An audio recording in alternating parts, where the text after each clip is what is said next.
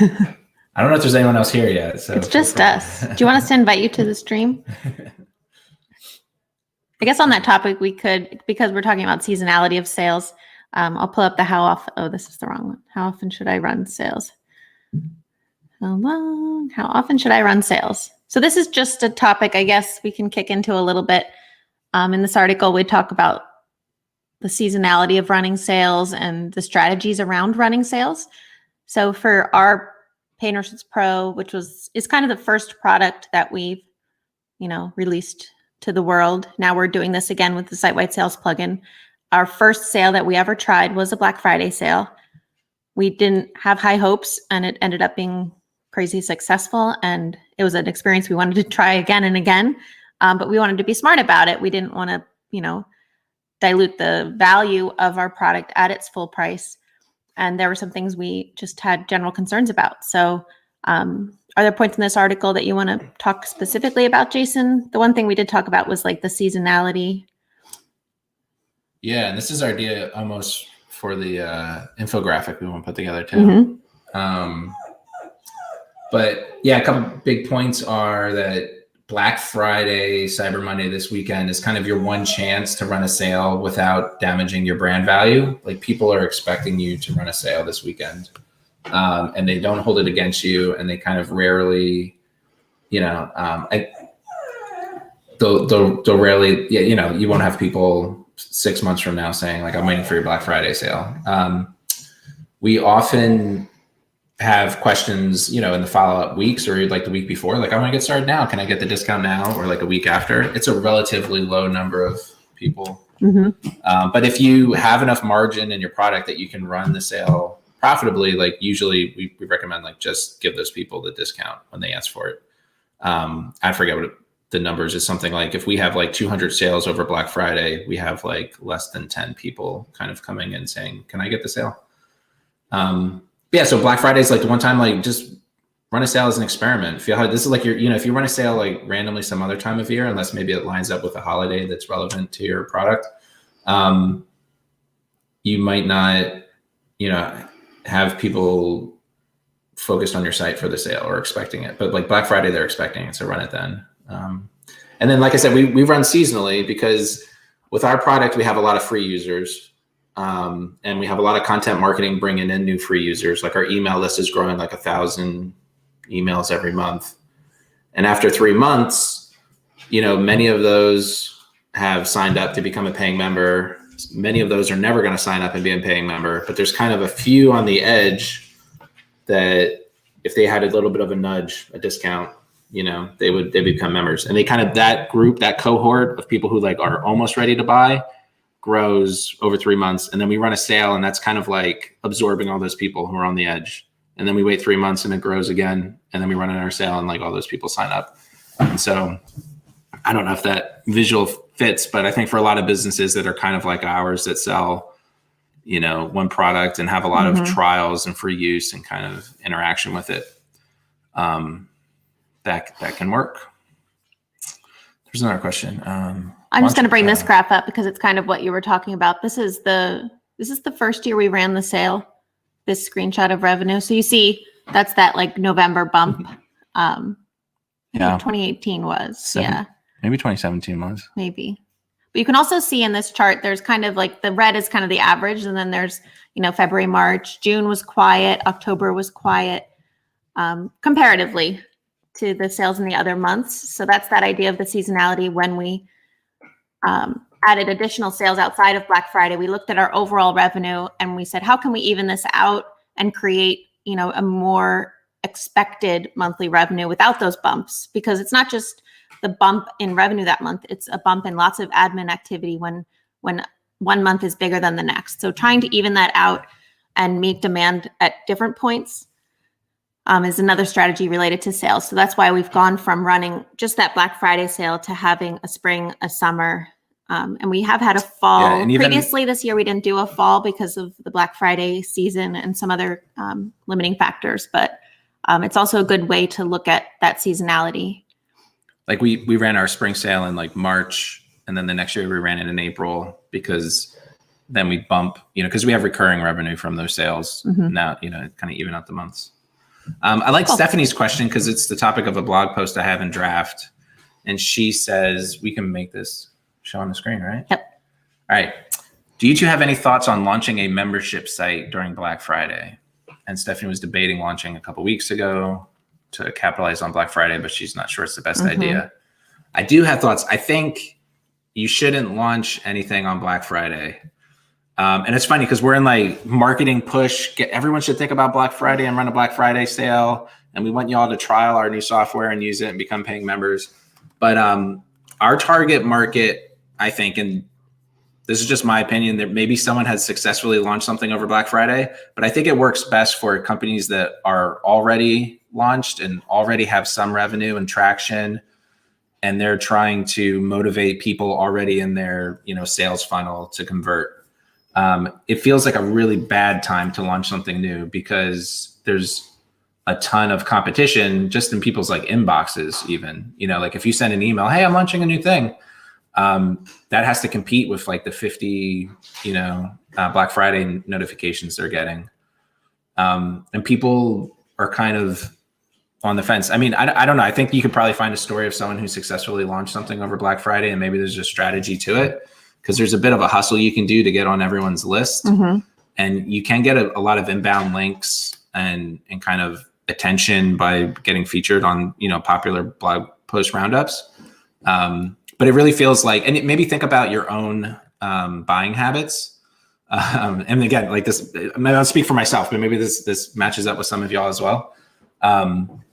In my own buying habits, when Black Friday comes around, I'm not necessarily looking for new stuff. I'm looking for stuff I already had on my mind. Like we have a new office that's being renovated and we need to get furniture and electronics and TVs and things. And like, so I already know I'm going to buy a TV.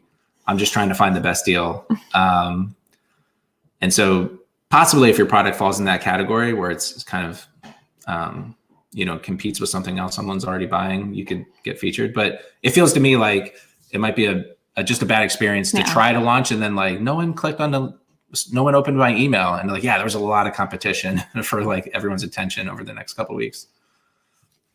And then even like outside of before we ran Black Friday sales, our sales on Thanksgiving would be 0, and our sales on like the 4th of July and Christmas are like 0 because people are doing other things besides staring at their screens. So it's kind of, you're kind of throwing into the void if you try to launch something around this time, I think. I guess when you think about launching and sales or a discounted launch, there are a lot of,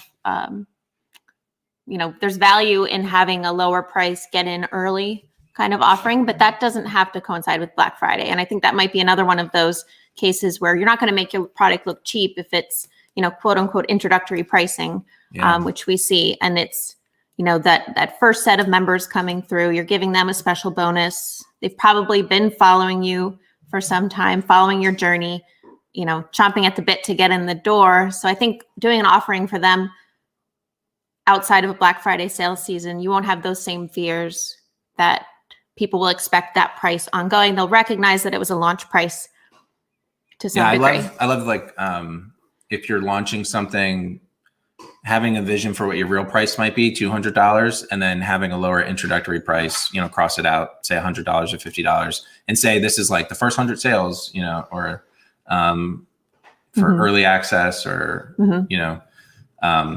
like embrace that concept of like people are trying it early and give them, if you can, depends on the product. We changed our product's price a lot over the years, and we didn't have major friction at any point. But I think it's because we did some of those things where before we raised the price, we started advertising it as the full price and selling it at the lower previous price. So that was like a way to see, is there going to be kind of friction with that higher price? And then we always kept previous members, that inaugural group of people that, took the earlier chance, paid the lower price. We always kept them at their lower price, and we didn't force them to pay full at a later time. So I guess that's not specifically sales related, but it is related to the concept of a sale to intro something. And we were talking about like timing of sales. If you're going to raise your prices anyway, for some other reason, you have kind of like a natural sale event. So you might as well take advantage of it and say, hey, get in at this price for your last chance. There's other techniques around raising prices that might compete with that, but it's good to run a sale if you're going to raise rates anyway. Yeah. All right. Do we miss any questions? Cool. Or we're good? No, Any other questions? Hi, Travis. Travis said hi. Hello. I feel like I do have to make poetry up on the spot. I don't know. No, you don't. We can let's pull up the page. We'll talk about kind of why we're doing this is because of a new WordPress plugin we're launching. It's an evolution of a previous plugin that we had that was exclusively for a membership sale. And now you can use it too with WooCommerce. So it's a cool application. In WooCommerce, you can put like a single product on sale and have a landing page just for that product. You know, it's your most popular product to sell on Black Friday. Maybe it's like a personalized, you know, coasters for the holidays or ornament or something that you have on sale. So you can make a landing page just for that promo, have a discount just for that promo, and it kind of includes everything you need to set the sale up. So we can talk through the plugin quick. We can show some of the admin until more questions come in. And then another idea we had was to show some Black Friday landing pages and just talk about them. If you've run across like a cool Black Friday sale, like idea or landing page or concept, send us the link. Like it'd be fun to take a look at them, review them, figure out what we would do if we wanted to like code that in WordPress. I'm excited to see what other folks are doing. People get pretty creative sometimes around Black Friday. Yeah, and that's part of the thing. Like, if you're running the sale and your customers have been kind of waiting for it, a lot of the creativity around your Black Friday banners and landing pages and emails is kind of, I don't know, just fun for you in a way. Like, I guess we've seen that we tried really hard some years. It got very creative. And then last year we did something more, I think more straightforward. We didn't go as many animations and stuff like that. So yeah, we were busy with some pre-Black Friday sales. So we're like, just run something simple. Yep.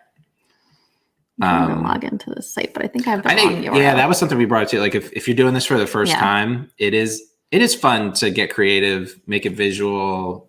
Sometimes we spend a lot of time. I spent like an hour last night making the logo wiggle. Having fun. On the Black Friday page, coding that up. And it's like, people like the personality of your business will come through in your marketing on that. At the same time, like if you're just trying to run a sale for the first time as an experiment, you don't need to do that stuff. Like I said, like the main thing is if your product or company or store has a backlog of customers who like, switch to an e-commerce type store where they're, you have multiple SKUs and they're buying things. You have happy customers who bought something from you before. And you just remind them like, hey, remember, I'm a store and you can buy some from me again, 30% off.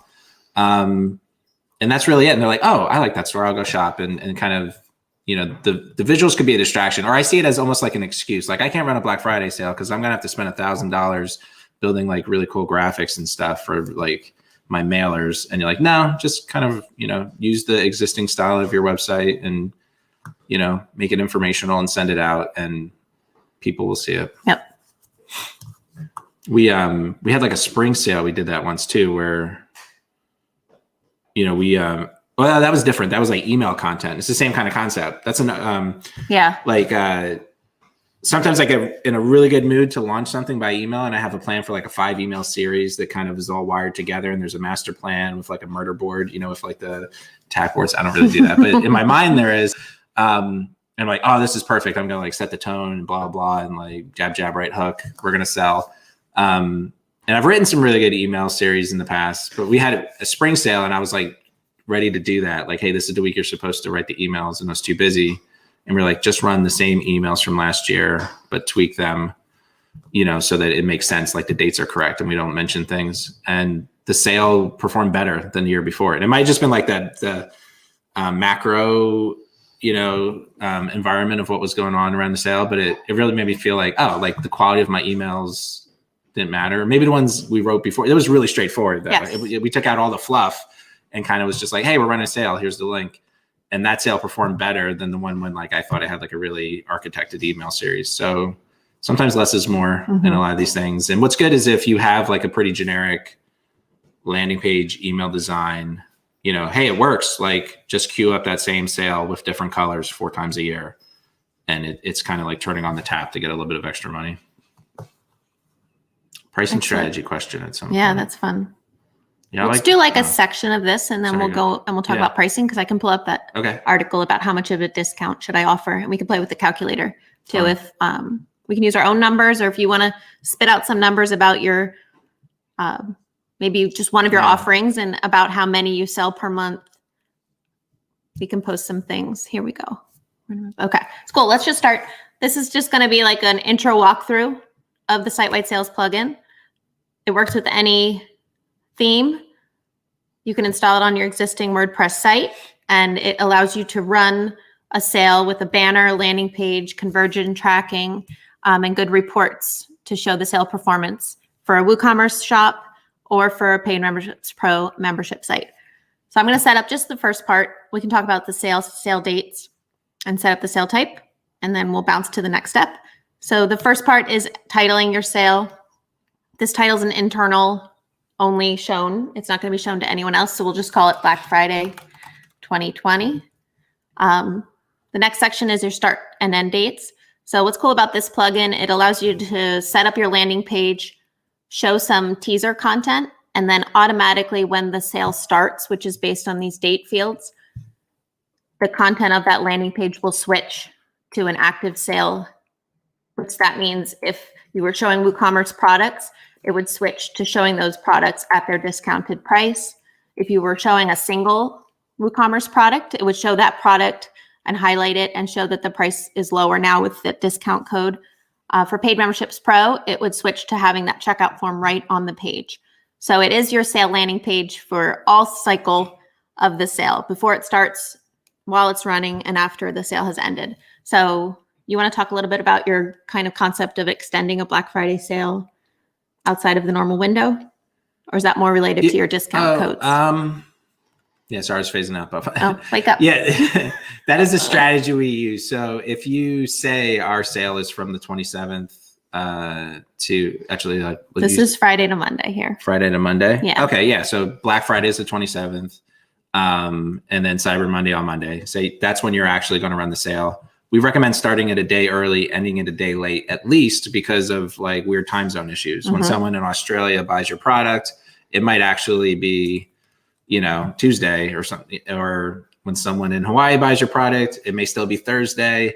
And so, you know, just to avoid time zone issues, at least extend your sale one more day. And then we also kind of sometimes do longer because, like I said, people will come in after the fact and say, oh, I missed it. I want it like the day after your sale. That's the biggest day when you have that. People say like, oh my God, I meant to do it. I set a timer and I forgot. If your sales, they come to your sales page and it still just works, like you're not advertising it as being on, you took the banners off, so it's not affecting other people who are visiting your website, but someone who remembers to go to the page, you don't have to deal with that contact form or that call or that sale, you know, that support issue. Mm-hmm. And then also like if you're sending emails, you know, if when you run a Black Friday sale, like there's like you send emails ahead of time saying like, it's coming soon, it's coming soon. It's almost there, it's coming soon.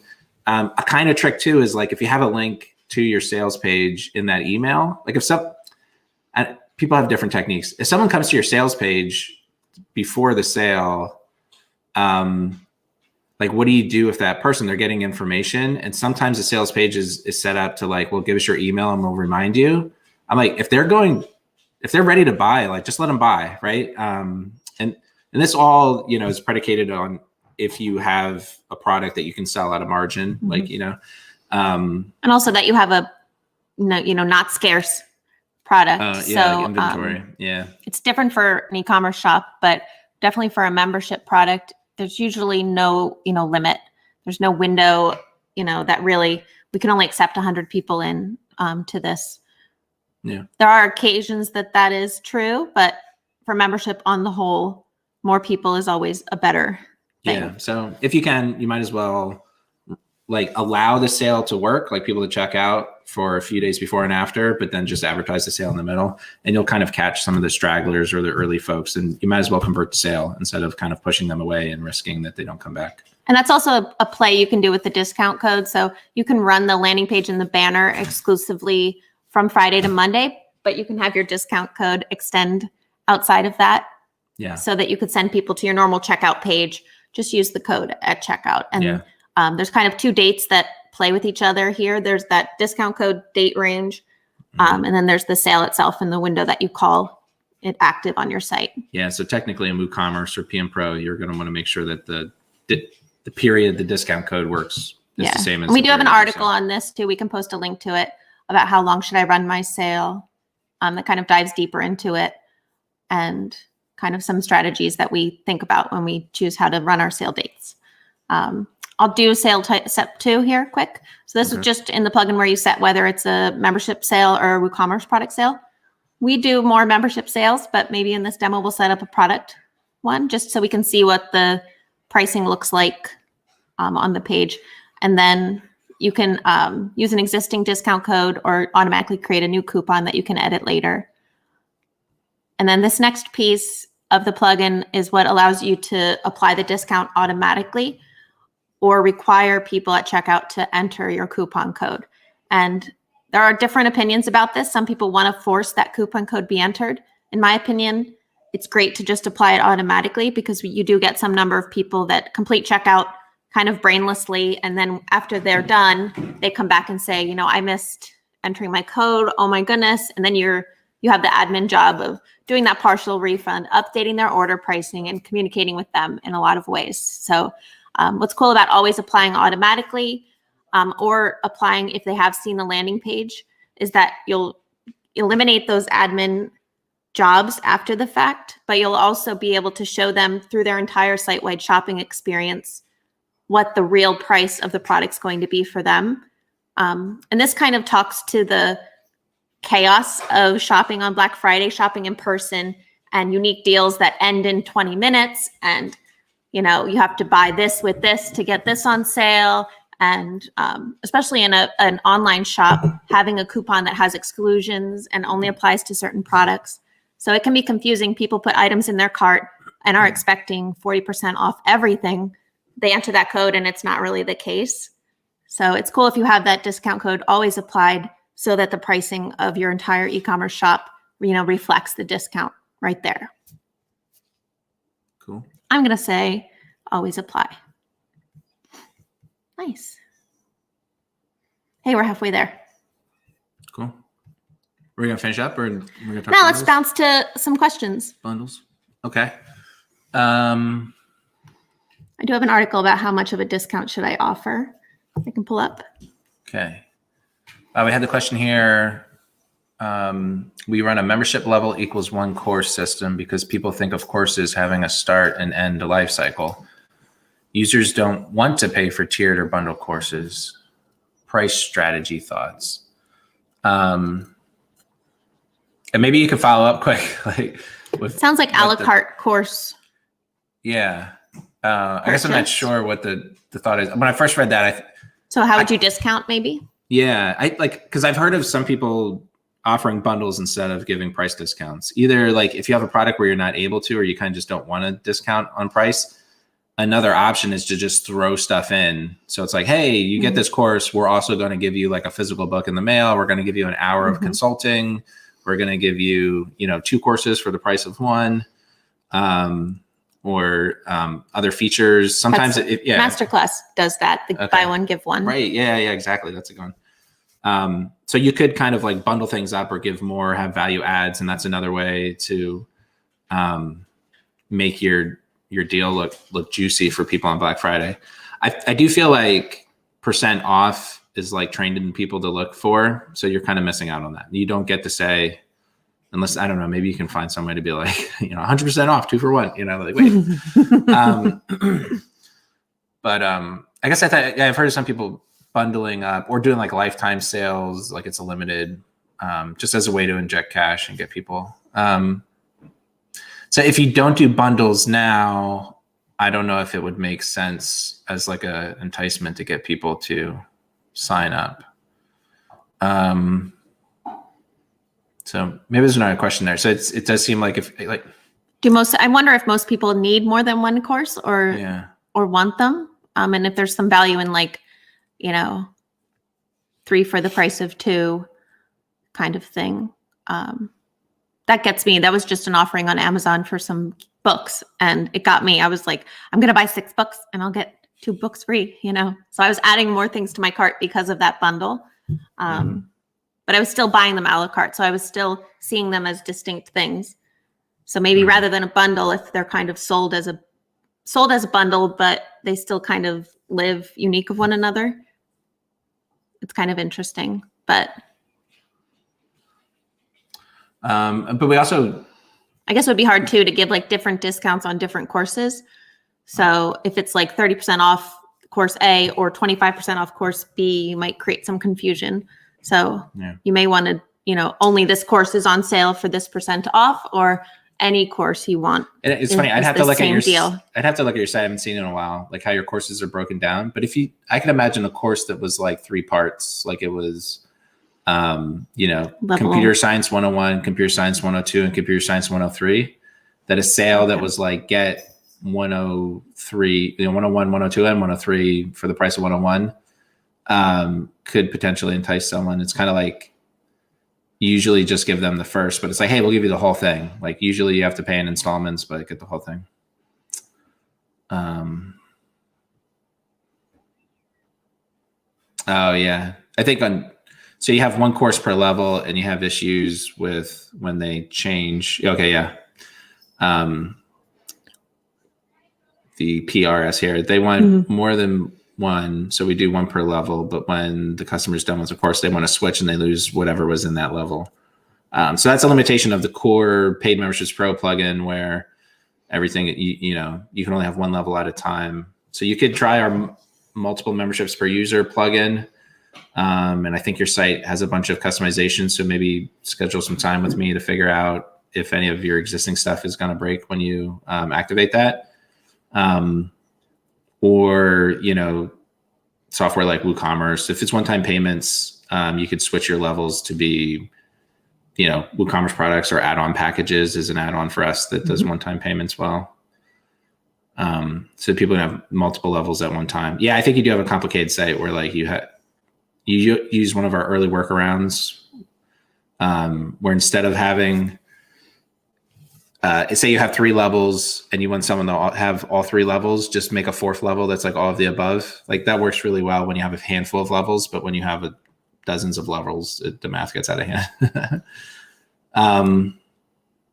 But how much of a discount should I offer? This is a question. So we were talking a little bit about bundles. Is like, hey, I don't want to offer a discount, but I want to throw stuff in. That is something I haven't done personally, but I've heard some people having success like that. But generally, like we're trying to get some stats from folks, like what they run. Do we link? There were some good articles, and maybe we could find them and link to them in that post if we haven't yet. Like I read some from previous years where people like did surveys. Okay. And it seemed like there was inflection points around like 25%, 30%, 50%. In terms of like people and kind of our experience talking with folks, we found that like a 5, 10, 15, 20% discount just isn't enough to get someone's attention versus like some of the other sales. Cause I mean, you're going to be emailing them, but also like in their inbox, it's going to say, 80% off like this hard drive from Best Buy. And if you're in a roundup write-up, those are almost like sorted by discount or something, or like it's going to have your 10% discount next to your competitors, 30% discount. So it really feels that like 30% is a bit of an inflection point of when people are like, oh, like you really get people off their seats to purchase your sale. And so, yeah, that's usually what we recommend is try to be able to do at least a 30% discount. But you also want to figure out like what's viable for you, like how much of a discount can you do? If you can't, like if you say, oh, if I did a 30% discount, I wouldn't even make profit. Well, then you probably should be raising your prices, if possible. And then you could do that system where like, hey, raise the price and say it's on sale versus the existing price when we, increase prices next month or next year. And we have a handy calculator on the site. Sure. I was going to talk quick about like if you are have a lot of affiliates. Also, it can be it's sales calculator. If you have a lot of affiliates that are helping you market your sale, and you discount past a point that they're getting a cut, it's kind of something to be aware of. Their cut will be lower. They know that is the case.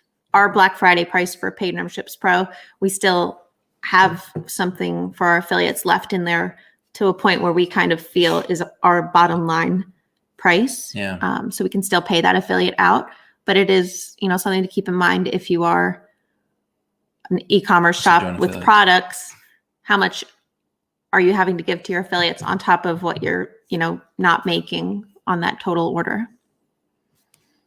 You want to play with the sales calculator, Jay? Sure. Maybe can you zoom in? Let's see. Here, plus. How do you use a computer? Here. Look at that. And you can close that annoying yellow banner. I know. What is that? Who dares they? We made the decision to not make it remember. It's hey, you're running a sale. Yeah. You want people to see it and use it. Let's always have it on your website. But it's funny, using our own websites, and then I get annoyed by it. Cool. Okay. So we built this calculator to kind of do a really rough basic estimate of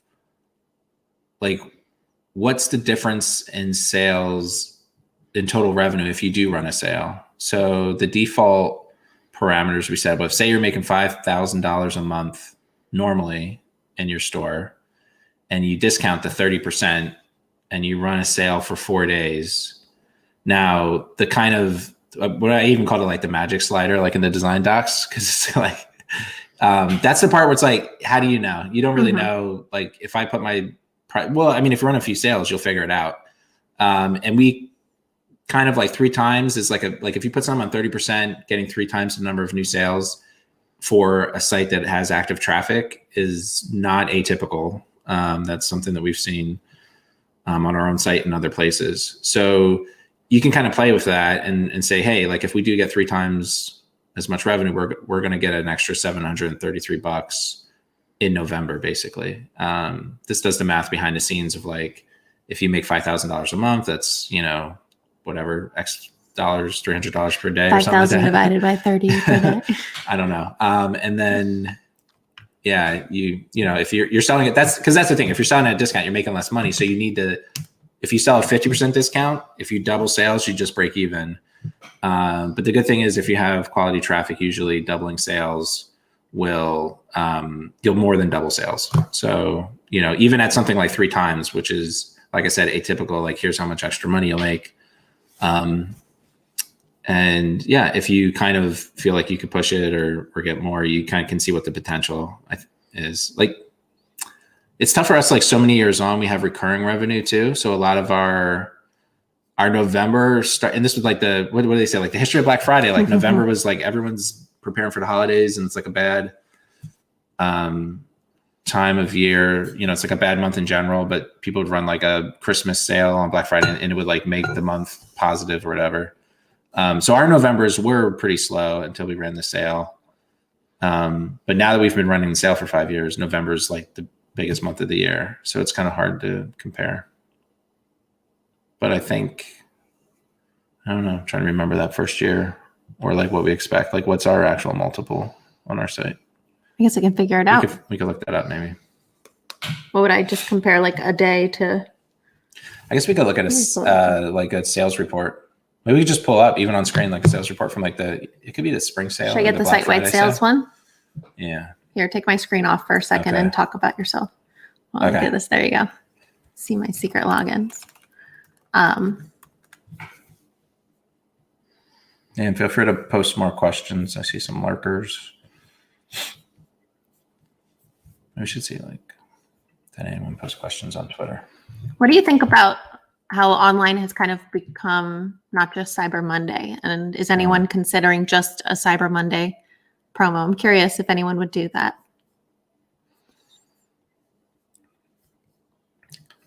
Are people only doing Cyber Monday? Yeah. I feel it's blurring together, at least in my little world. It's even BFCM, the whole weekend is a holiday. And yeah. What does Amazon do? Amazon has Amazon days, other days of the year.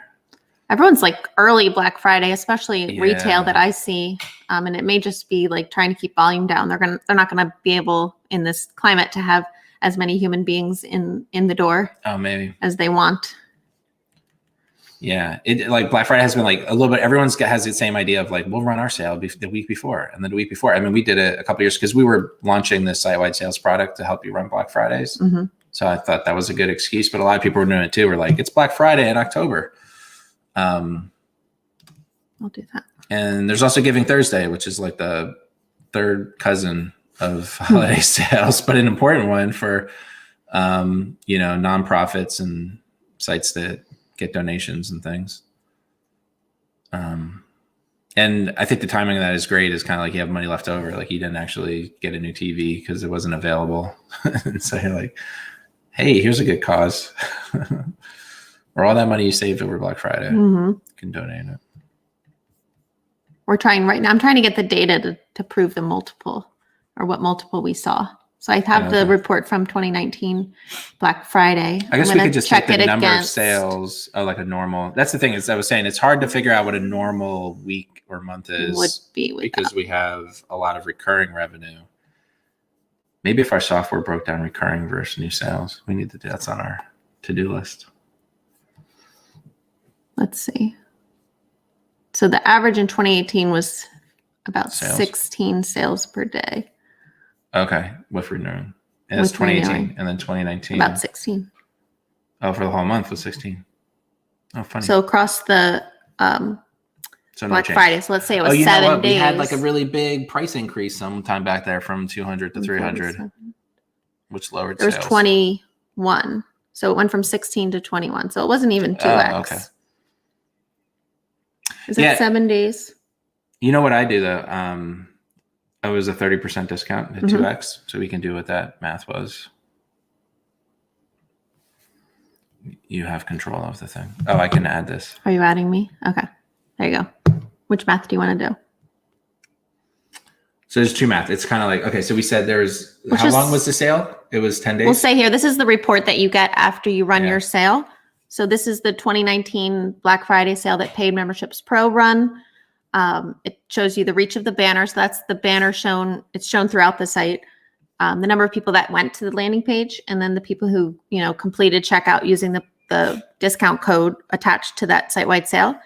And then it breaks down other revenue in the sale period. What revenue was just from the checkouts using your discount code.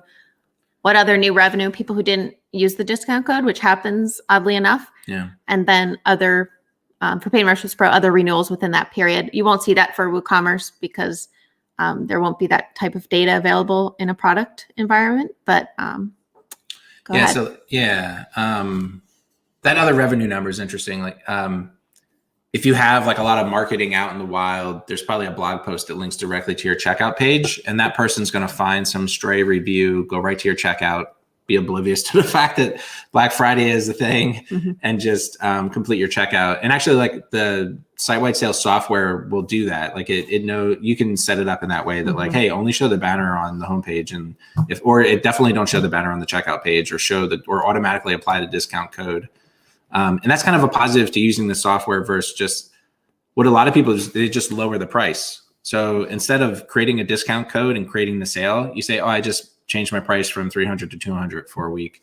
And if we had done that, we would have been out, not the total $3,414, but a third of that. So like at least $1,000 less we would have made in that 10-day period because people would have gotten the discount code, even though like they would have paid full price. I think you also lose the ability to, get data on how well your emails performed or how well your banner and landing page are converting for you. Right. You can use the Sitewide Sales plugin without a banner at all and just a landing page. You can make a distinct landing page for every avenue that you promote through. So you can make a landing page just for a paid ad on Facebook, and that's the only place that you give that link and link to it, and it's otherwise hidden from people. So the conversions of that landing page are going to be different from, the landing page that people see a banner on your site and then click through to. So it helps you, see what's converting, see what's working in a way that just putting a store-wide discount, which I think you can do in default in WooCommerce. You wouldn't want to go through every product and edit the pricing, but I think that you can put kind of just a blanket reduction across all products on your site. Yeah. So that way you really wouldn't have kind of logic of what your inbound marketing is doing for your Right. site. You would only know that anyone who happened upon your site just gets the discount, regardless of, their effort or where they've come from.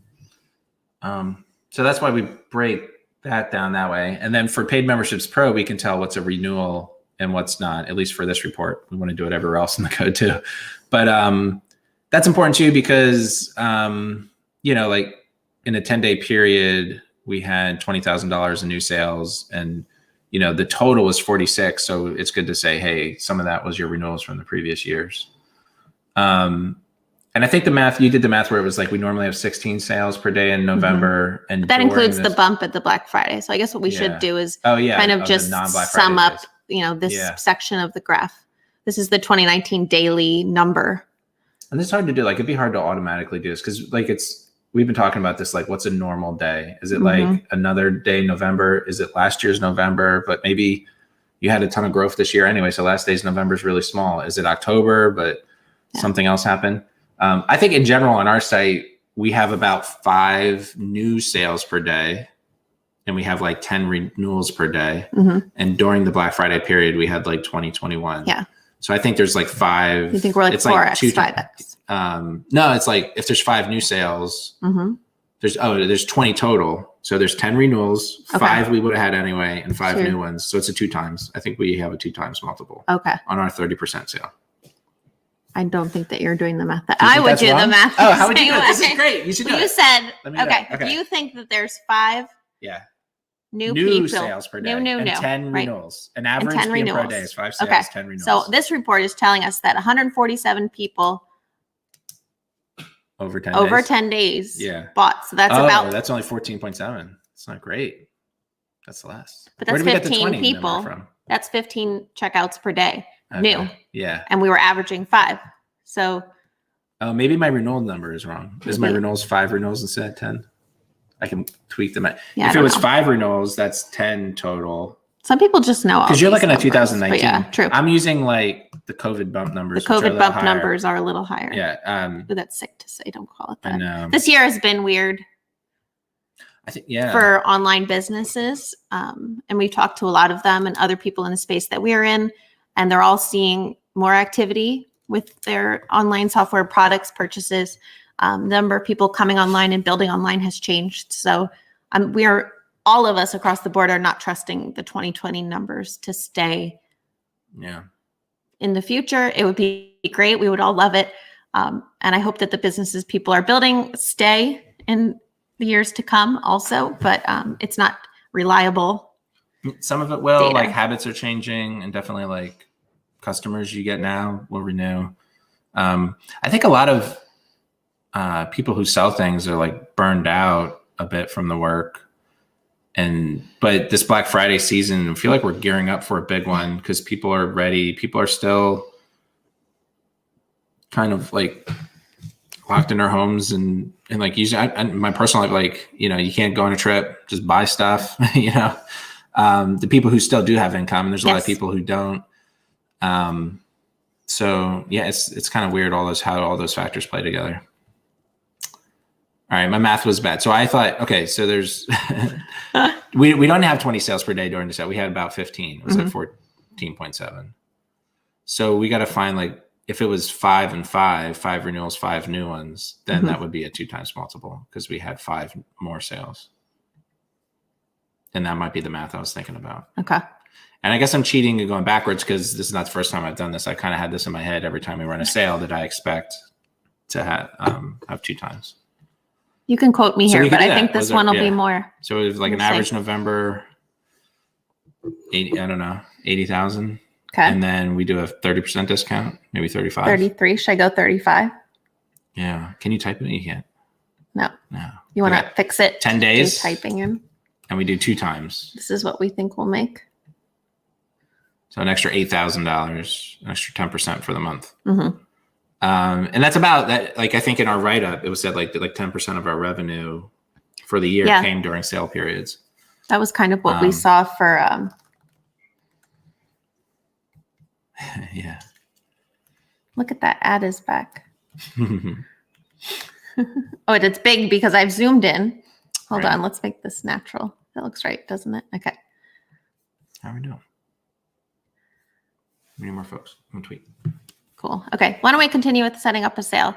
Yeah. Let's just I scroll think you back should through. do that. One per level, with the course you switch. Yeah, Rabbi Patrick added that Giving Tuesday is good for fundraising for us, not as good for signups, but hard to say. Yeah, we do call it like site-wide sales, but it can also be used, and we're using it on our own site as just kind of a banner to landing page kind of conversion tool with tracking. And we have some ideas of how to expand it for that. So it could also be used as a fundraising tool to show that banner. And then on your landing page, you can put whatever content you want there. So if you're using a plugin like GiveWP, you could put a donation form right on that page. If you accept donations, via physical mail, you could add instructions there to do that. So even though it's called site-wide sales, it could be used as like a broader kind of advertising and conversions to a landing page type funnel tool. So yeah. Oh, I should fleet this. How do you do it? I don't know. Don't fleet. Here we go. Oh my gosh. Okay. Nice. Which landing page template do you want to demo in our thing? I have to do this. Oh, I don't know. The black neon one I like. Do you really like that one? That one's like a lot for me. But you have to make a picture to fleet. How do you fleet text? Share a fleeting thought. Oh my. Okay.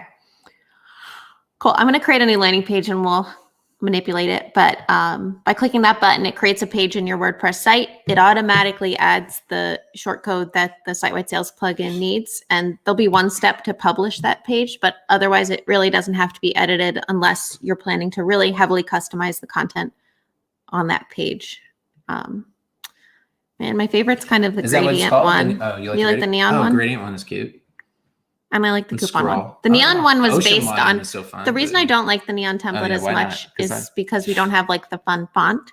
So site-wide sales, I didn't load Google Web Fonts in there. So I don't have to be using Memberlight or can you get, or what? You can load the web fonts, or if you're using cool web fonts on your own site, you can do it. But if you wanted to add the cool fonts, it will do like the blinking.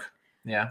But when I designed that template for a sale, we ran, was that our first Black Friday sale? Yeah. And that's my plan, is every time we have a Black Friday sale, I'll come up with a new design and then turn that design into a template everyone else can use. They get the old stuff. Like it won't be new. It's going to be old. It's kind of the story of our entrepreneurial life. It's like build something we need and then we give it to other people too. Cool. Open source. We'll do the neon one. I'm going to pull up. If you do start using this, we have a series of. All right. I'm going to just search for template because I think that's. Actually, I'll do neon template. And I can show a screenshot of it. You like it because it says time to get lit. And you think that's funny. Do I? No, I like the blinking. No, I don't know. You like the blinking. Okay. Yeah. So there are demos of the included 7 landing page templates if you go with one that's included. And you can view the demos. So the one we're going to do for Jason today is this neon template landing page.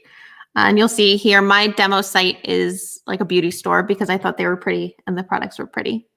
So let's go. There is on the Stranger Studios blog kind of sample content for each one. So we're at the generate a landing page section, and then we're going to start entering the sale content.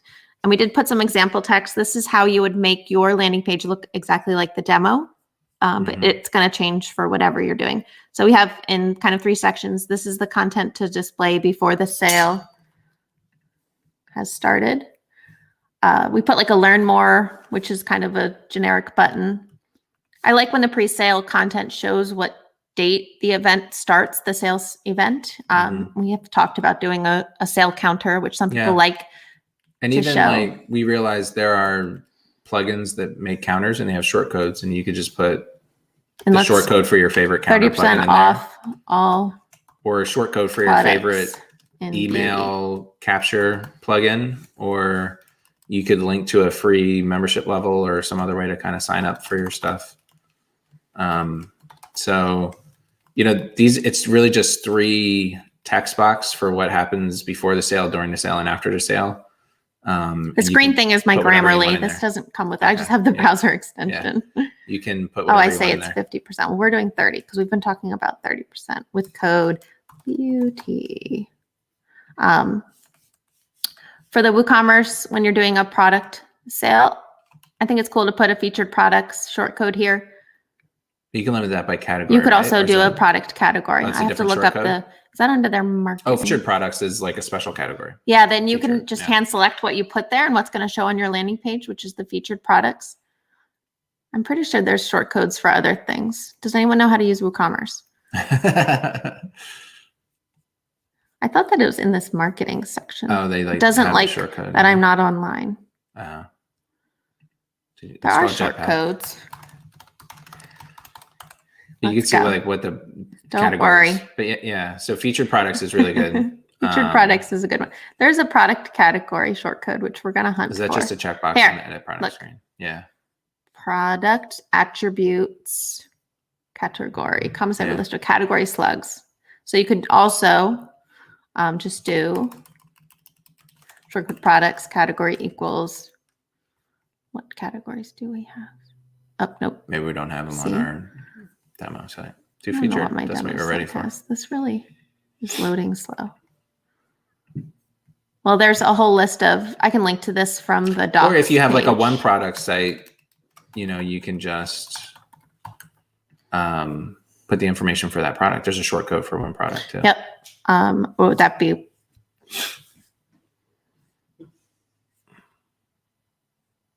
Is there an easy way to start the checkout Products. For WooCommerce from the landing page? Like with PM Pro, we have a one-page checkout process. So you can just embed the checkout right on the landing page, which is really handy. It's kind of like a self-contained experience. The only thing you can do on this page is give me money. In WooCommerce, you have to like add something to your cart, visit the checkout. Yeah. I'm sure you could wire it together. Maybe we don't have it. There are plugins that help speed up kind of like one-click shopping for WooCommerce, and you can just put that one-click shopping button inside your landing page. And the page is just also like it's a WordPress page. So we have that handy 3 text boxes. Like this is what shows before the sale, during the sale, and after the sale. But you also could just edit the landing page when you need to. Yep. It's kind of nice at midnight. It automatically rolls over like the crucial section, and you just have to set it up once. But I mean, this is a WordPress page, so you can edit the landing page and do whatever you can do with any other WordPress page. I just feel like my local site decided to stop working. What's going on? Yeah, I don't know. Sorry, internet. But it's running too hot. Well, this is local. It shouldn't matter. Do you want to plug in? I know you're plugged in. I am plugged in. Why Technology. do you think this is? Let's get rid of it.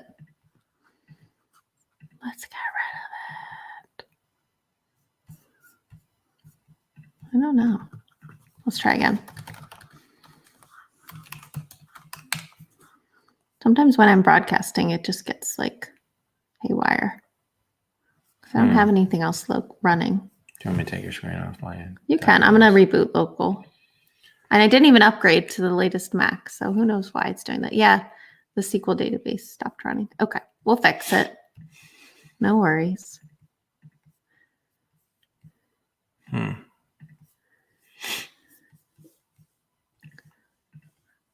shut some stuff down. What else can we do?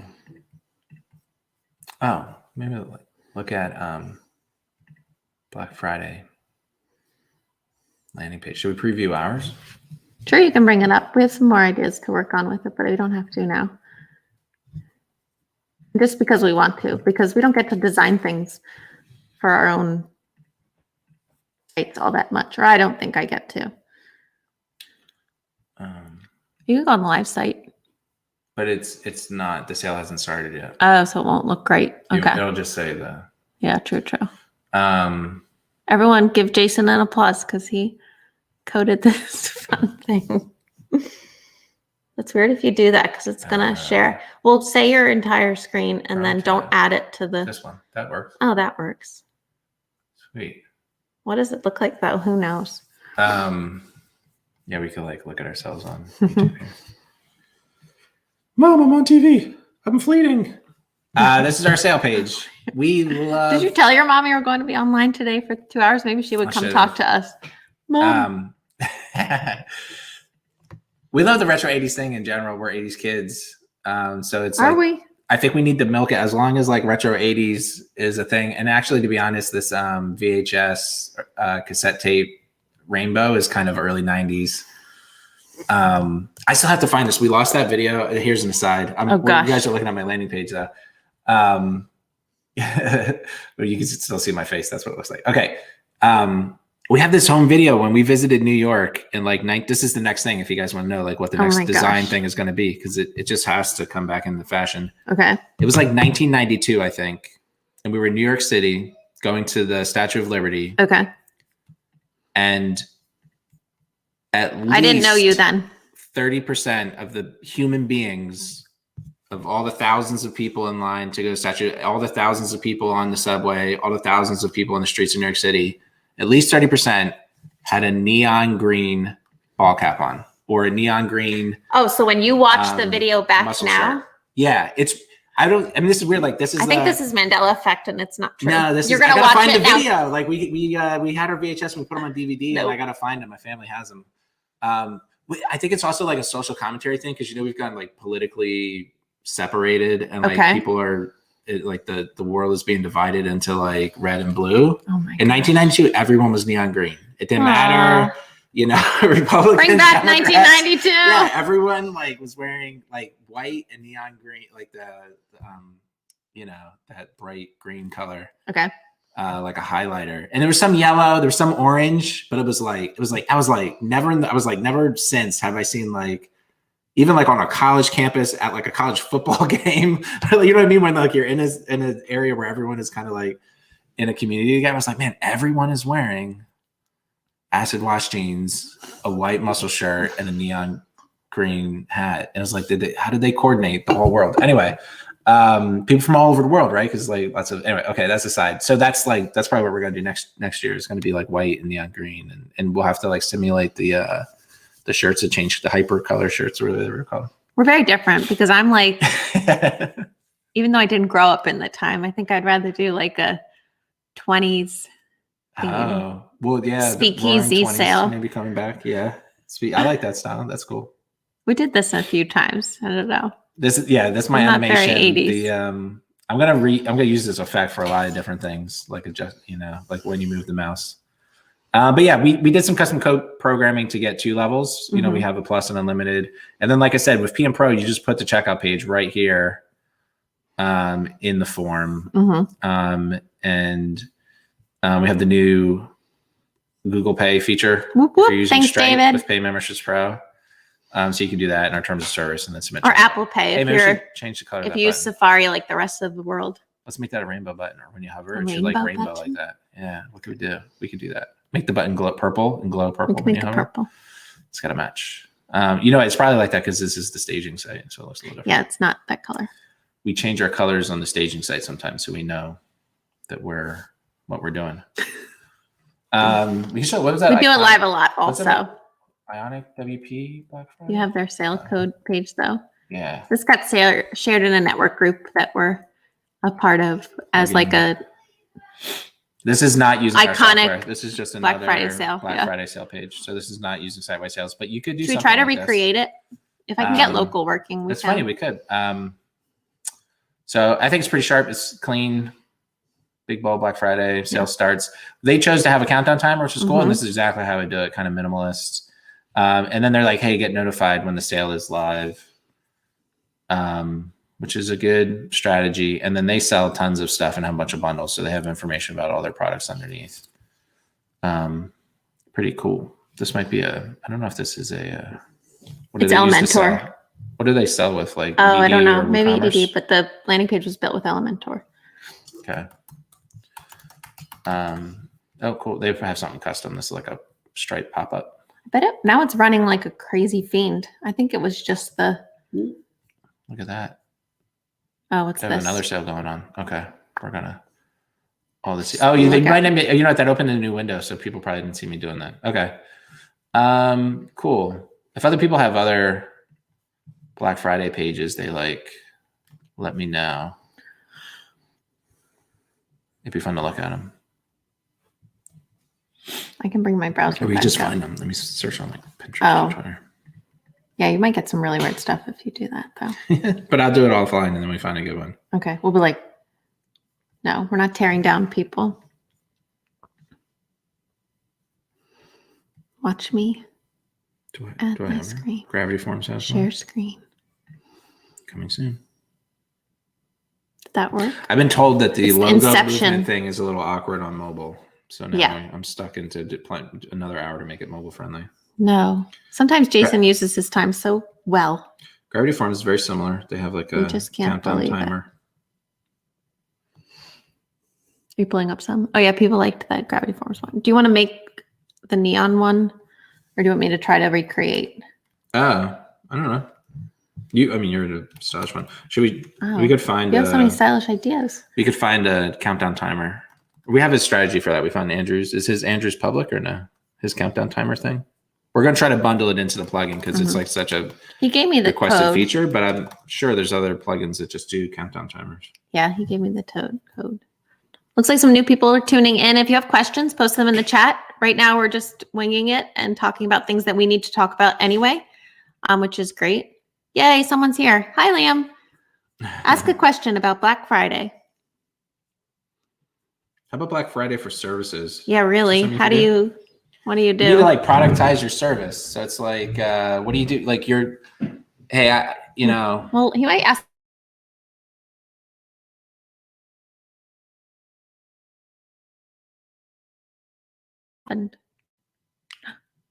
Camera. We're That's here. when the FBI taps into your camera stream, it does like a little flash thing like that. Hello, Agent Peterson. Yeah, like if you're running a service company, Where's my finger beard? what could you do for Black Friday? It's kind of really. like sell consulting hours. Or You don't have to work and you get to go shopping. Oh, yeah, that's what you do. People are distracted. Or like, It's awesome. You're worried about all your customers' like websites surviving right. the load.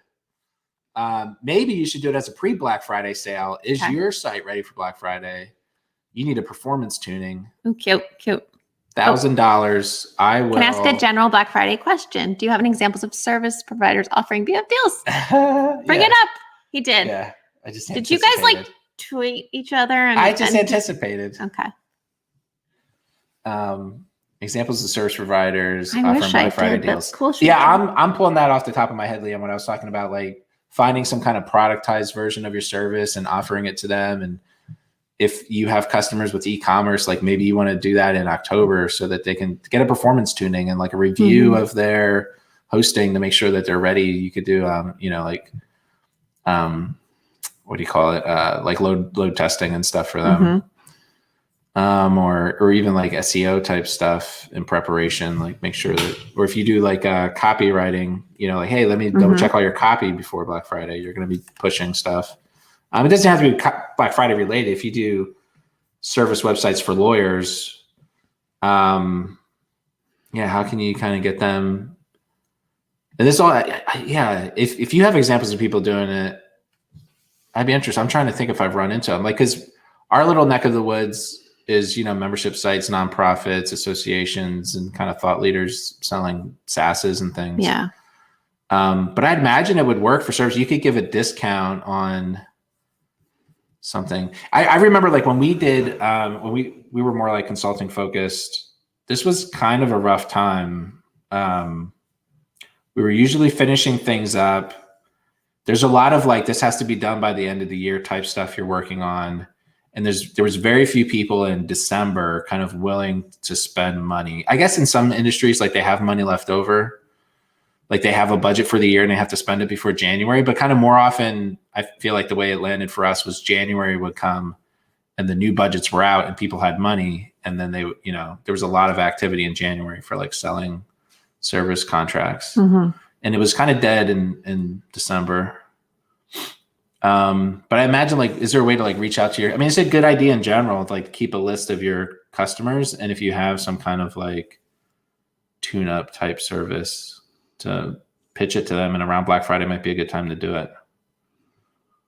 I wonder if you could queue up work and like give them like they could like buy it in advance kind of thing, like buy a block to be used. Right. Yeah. If you sell chunks of time, a lot of folks do, 5 hours, kind of retainer type things. Get free trial, or get a discount. If you have retainer plans, give a discount for the first so many months, sign up now and get my usual retainers $1,000 a month, get it for $500 a month through the end of 2020. Which would be cool. Then you got a couple months to kind of rope them in.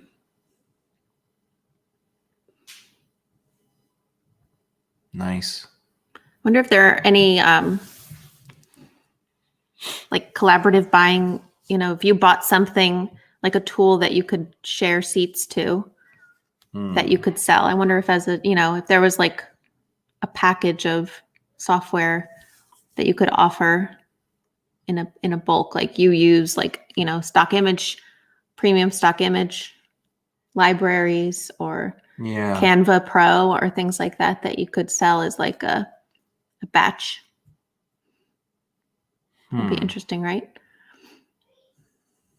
That's kind of like that bundle option of instead of lowering your price, say like you get all this extra stuff for free. And I do think service companies have a collection of themes and plugins, and they're like affiliates of images they have licenses for.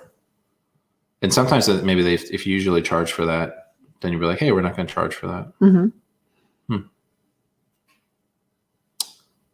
Or you could actually maybe like affiliate. You could take advantage of the offerings that are happening in general. And so say, Paid Memberships Pro is on sale. Reach out to your customer that should move from our competitors to Paid Memberships Pro and remind them that now is the time to do it. So you could almost like act as, hey, I've been cruising the boards. Yeah. And here's the best deals I found. And they could just so happen to be deals for stuff that lines up with services you do. So, products that you specialize in installing, like themes and plugins and, or, kind of any of like the service tools, like, the SEO tools that are monthly rates that are going on sale, and maybe even don't even do it as a way for you to personally make money, but as like just to keep yourself. And that's kind of the thing is, when you're doing consulting work, I think it's just good to stay in contact with previous customers and new customers. And if you are smart and you have a mailing list from some content marketing, it's kind of like giving value, so you don't have to necessarily, at the Philly Burbs meetup with Liam the other day, we talked about the jab, right hook. That's a Gary V analogy where I'm left-handed. Jab, left hook. Where like the right hook, the analogy is like, that's you asking like, hey, okay, buy my stuff. But kind of instead of always like people sense when you're always selling, like I was almost making fun of myself about selling my own products, but I was giving examples of what you do. But yeah, if you're always selling, like people get exhausted by it, and delivering value to your audience and your past customers and existing customers is really what endears yourself to them and gets their attention. And so, yeah, just use Black Friday as a jab opportunity instead of a right hook opportunity. Be like, hey, I found these really cool deals that might, interest you. I noticed that you have really shitty SEO on your website, so you should sign up for it. No. Oh, this is family friendly podcast. This is. No. I mean, I didn't label us just for kids or anything, but no, yeah. Don't. I was trying to log in to fix something. Your host is really slow, but you should know that. No, don't make fun of them. But you could like, hey, show them the offers that you found that would help them. That's a cool idea too, I think. If you have ideas, let me know. We can share. Yeah. I always just go to products. So I'm like, write an ebook but that's too not enough time to do that between now and then. Yeah, we talk about like don't launch something necessarily through Black Friday. Oh. But it's not a great idea, I don't think.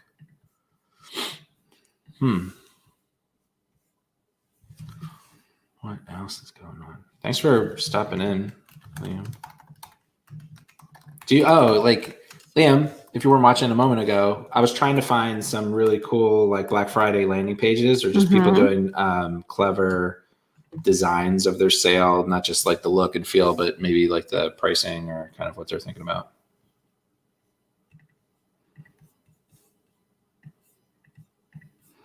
I'm going to try to find a plugin that does the countdown timer, and we can try to recreate. Ooh, I'm not gonna call it this site. They do.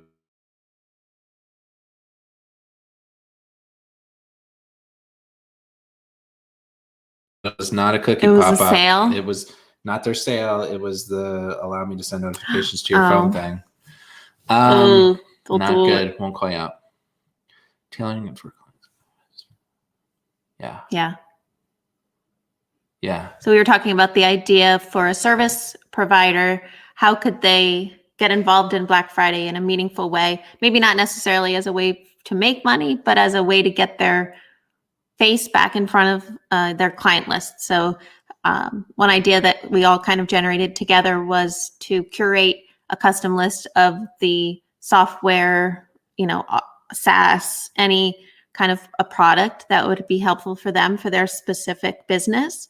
And that Liam, his business, could write a custom list for them of these are some of the coolest sales that I think would be an asset to you, to your business. And if you need help setting any of these up, I'm, experienced with Gravity Forms. And, I've built a membership site for another customer that was really happy with this platform. And here's an opportunity to save on it. So you are in a way marketing your services, but you're doing it, in a way that it looks valuable to them. Hopefully they reach out to you for that development project if they make action on buying those products. So.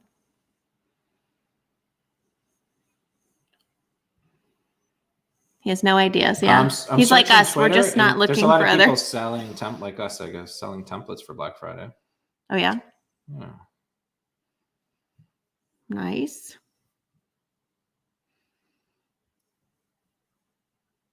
Do you want to do some landing page work and try to make a page like the iconic MVP one? Do you want to pull up the neon page? Oh, okay. Wait. Don't remove it. You have to click one of those things. Yeah, there you go. Okay, cool. So Jason's favorite, it's really blinking a lot. This is an example of the landing page with the neon template. And I'm just going to show you how it looks when you say apply the discount code. So this was our sales setup. It's not active right now. And we made this coupon. I'm going to change the coupon. What do I call it on the landing page? I think I call it Flash. So we'll call it Flash. And I said that it's what did I say the rate is? 50% on everything. Well, that's probably not that realistic.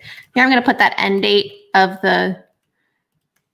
we'll make it the 2nd, which is one day after what we said our sale is for. So now we have our discount code. And then within the site-wide sales setting, I'm going to set it as our current sale.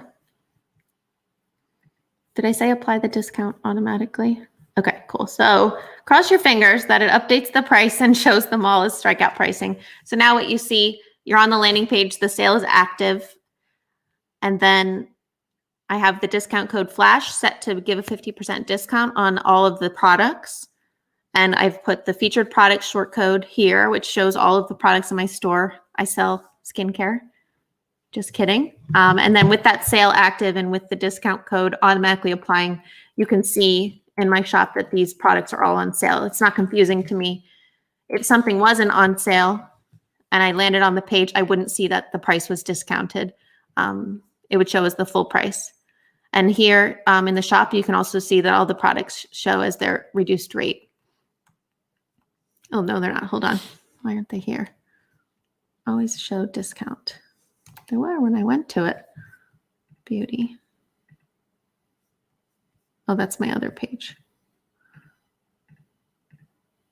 Oh, I didn't see that's because I didn't see the banner. We didn't do a banner. Okay, I'll make a banner. No, because I don't have a banner.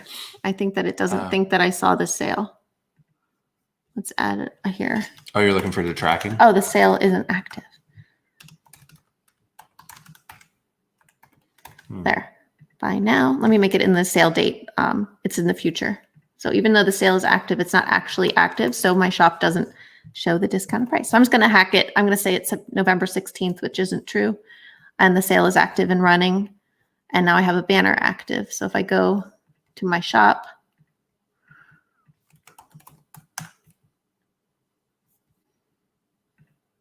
the logo going to get slow again? Okay, cool. I have the active sale and you can see all the products in my shop are automatically on sale. This is a banner without any styling added to it, but you'll see this. I chose this bottom banner for the site. And then if you do a single product, it automatically shows up as it being on sale, and it's in my cart. I think it's already in my cart. I can see my cart. Pretty sure that's the URL, right? Yeah. And then it shows that my coupon flash has been automatically applied and that I'm saving 50% on the order. Cool. Do you want to bring up that landing page example and then I'll play around a little bit? Sure. I'm going to look for a plugin for a timer. Yeah. Because I bet there's one. Yeah, I bet there's just one. And then we can just drop it in. It's very simple. Countdown timer ultimate. I guess when you design landing page, sales countdown timer. Here's one. Maybe I can talk about why I like this and also kind of like why it maps to some of the things we thought about with landing pages. And so one of the key things that we spent time on in Sitewide Sales with landing pages is to remove the Chrome of the website. The Chrome, the design term meaning like the framing, the menu, the sidebars, the footer, which are all the links, that people can go away from. So like a good landing page will remove distractions. And I joked and said before, it's like, there's only one thing you can do on this website, which is, sign up to get notified because the sale hasn't started yet, or, purchase a product. And that's a big deal. It's like weird. It feels like, is it that big a deal? Like it's a hassle for your people. What if people, all they know about Iconic is, that they landed on this and they want to learn more about Iconic. And is it really easy? I bet he still has a footer. No. They don't. It's like kind of like, oh, how do I get to the homepage? How do I get to the about? I don't know. But like, you definitely are going to increase your, people are smart enough to remove that. I think usually, if not, maybe not. Here's a link. They make the link go back to the homepage. People can figure it out, but in reality, kind of, I don't know. Does it feel icky? Like you're like forcing them to buy? It's just, you're removing the distractions. You're like, let me get out of your way and just let you buy. Don't be like, oh, what about integrations? What about, I could contact them and ask them a bunch of questions before I buy. Like if they're in the mood to buy, get them to buy. So that's kind of the thing I like. It's very, singularly focused. I like, call out Black Friday or Cyber Monday or whatever it is big. It's kind of like people are in the mood. You're reminding them. I think a timer is cute. We talked earlier about just put, if it's not that big a deal to you, like it would be kind of cool if like you could just buy now. Like if it really, the $50, I mean,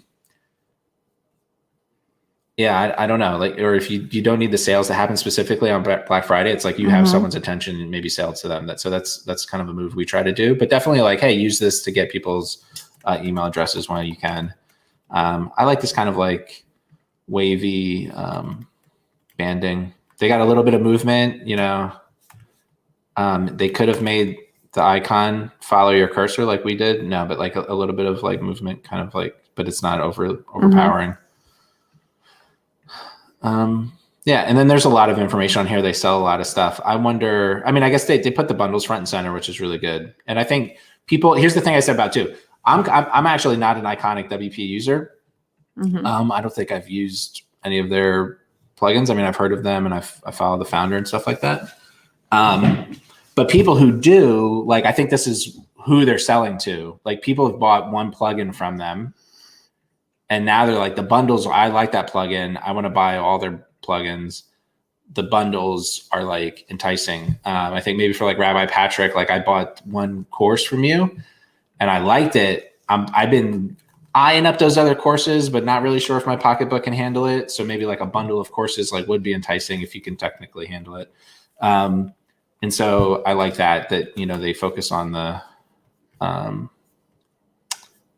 bundles. It's a 20% discount, which I think is on the low end. Maybe you could have gone for 30%. It would be interesting. And we started doing when we did a Black Friday sale one year, then we did like a summer sale the next year. And now, like I said, we're in this habit of doing about 3 or 4 sales per year. And what we try to do every sale is a kind of A/B test. We might have actually done A/B test during a sale. I don't remember. maybe not. But what we do is we try to like change one variable about the sale. Hey, let's do a 10-day sale instead of a 7-day sale. See what happens. Let's do a 40% discount instead of a 30% discount and see what happens. We tried to do like a smaller discount. We tried to do a 25% discount and sales weren't as good as or we did like a $50 off instead of 100. And sales were kind of okay. It was still worth doing the sale, but it didn't clear the queue as much as like the $100 off sales do. So if they're, if they run another sale in the future, it'd be interesting to do 30% off and then compare notes, all other things being equal. It's kind of hard to compare to what you do Black Friday, but, we do find that our spring sales do. Now it might just be because it's the future and we're a growing business. So you give us 3 months, we're always going to do a little better than the 3 months before. Future. But our spring sales typically do better than our Black Friday sale even. And I don't know if it's the, lack of competition or just the timing or what people are building websites in the spring. That's some things I like about their landing page. We got Brad Williams in the chat. Hey, Brad. You missed some of our we had great ideas for service companies. They have plugins. Yeah. Do you ever do promotions for your service arm during a holiday sales season? That was kind of the question that we were kicking around. We're also actively recreating a landing page on the fly here. Should I put your on? Do you want? No, I'm not ready. I just want to show it when it's done, and then I'll talk through how I did it. Yeah. Or I might not show it at all because I have 34 minutes to get this done. But I think I can. I think I could do it in 10 minutes. Chat while you try to do it. It's amazing. Yeah, just talk to people. What can you do? Little do they know that I sent all my requirements off to my design person on Fiverr. No, I'm just kidding. Behind the scenes. Brad, is Web Dev Studios doing Black Friday sales for services or plugins? I don't know if you're really watching. Thanks for adding to our viewer count. Or if you know of any other Black Friday sales that have like interesting. We can look at their cool page. Landing pages, sales designs, or things of that nature.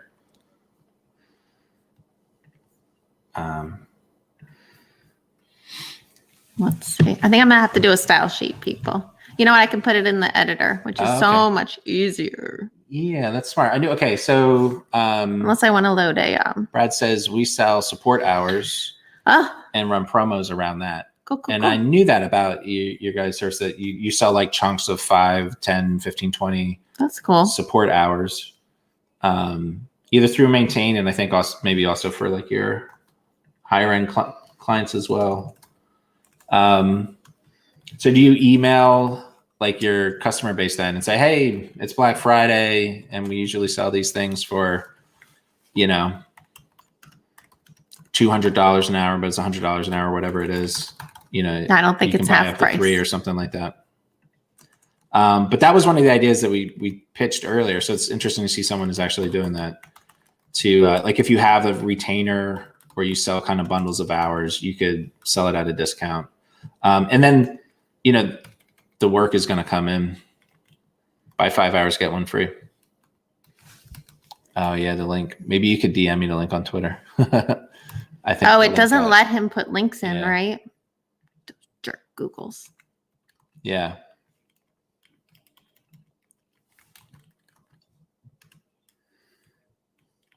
Email the customers. Yeah, I think it's good. And I think maybe like your goal, I could see you don't want to just give people free money, like if they were going to buy the hours anyway. But I bet there's quite a few of your customers that maybe haven't opted into that, or they've been waiting. You built something for them, they're maintaining it themselves. You don't necessarily have like a. We'll share that post. Yeah, latest blog post on maintainn. They're not necessarily paying you anymore, but they have like a backlog of work, and they say, hey, Black Friday, and you give a little bit of a discount on the hourly rate, and maybe it's just the first so many hours, and you kind of reignite that relationship with that customer, and then they end up buying more stuff from you later. I'll try to find that, and maybe I could just go to maintainn.com.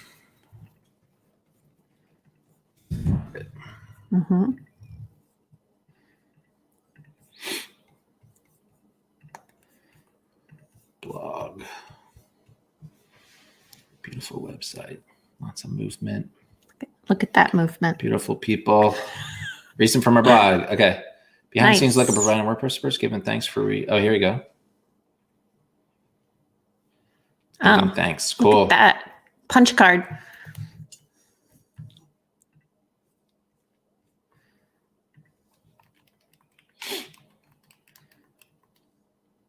Yeah, and then you have some suggestions. Cool. Perfect. Like, here's some things we do.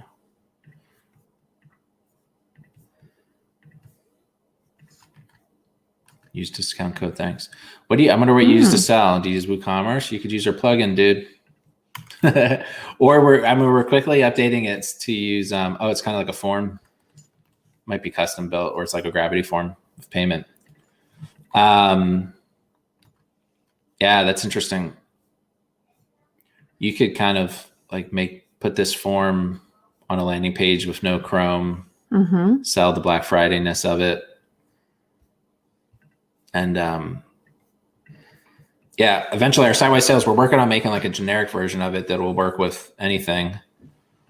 Yeah, any kind, using ED. Okay, that's definitely on our list to build out for. Not currently, but next year we'll have EDD integration so that you can track your sales and kind of see how many people are signing up for that. Cool. And have kind of tight integrated banners on your page. That'd be cool. Thanks for sharing and offering the list. Look at that. Hey, I'm really close. Alriady, cool. You want me to put yours on? Soon. I like this timer I found. Let's put it live. You're on twice. This one? Yeah, that's it. I'm still playing with some stuff. I'm trying to see why don't you like. Got a half hour. I don't know why it doesn't like that logo bar. This will be the new template. I'll release it later on today. You know what? Oh, okay. Here we go. I don't know. Now I'm like, Brad shared his thing, and I'm like thinking about how I would change it.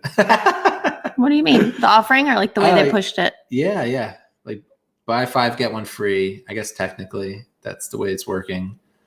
Could be like, whatever it is, 20% off.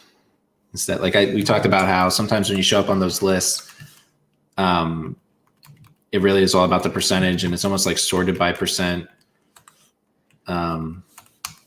Yeah, Twitch coding session.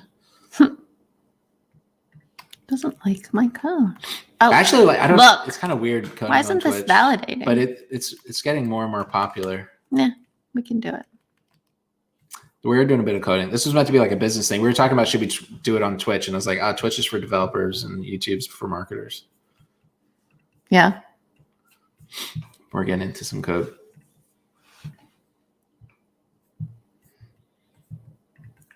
Well, the code would happen by us. Which countdown timer are you using? Is that Andrew's? No, this is called Hurry Timer. Hurry Timer. Cool. Yeah, I just found it in the repo. It has, I think it was 10,000 installs. Didn't have great ratings, but you know what? As a person with a plugin in the repository, the ratings of plugins sometimes, for me, I guess it's like when you read Amazon reviews. If you read some of the 1 stars, read some of the 5 stars. Yeah. A lot of people think the magical unicorn 3-star reviews are the most interesting, but in any case, this is Hurry Timer. We don't know if it'll be the one that we strongly recommend or if it'll get built into the Sitewide Sales plugin, but it looked like a cool choice. Yeah, I mean, anything with a short code. And it was just a short code, so it could be placed. I put that Hurry Timer short code right in my pre-sale content, which is the page here.